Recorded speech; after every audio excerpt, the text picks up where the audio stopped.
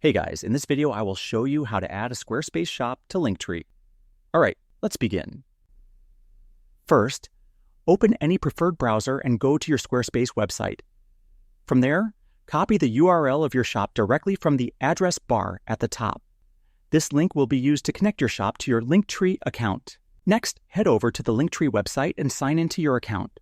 Once you're inside, click on the Add button to create a new link. From the options that appear, choose URL. Paste the Squarespace shop link that you just copied into the space provided. After pasting the link, your Squarespace shop will automatically be added to your Linktree profile. You'll see the link appear in your list of active links.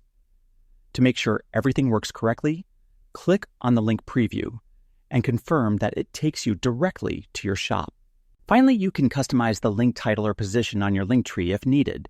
So that's basically how you can add a Squarespace shop to Linktree. That's it for this video. Thanks.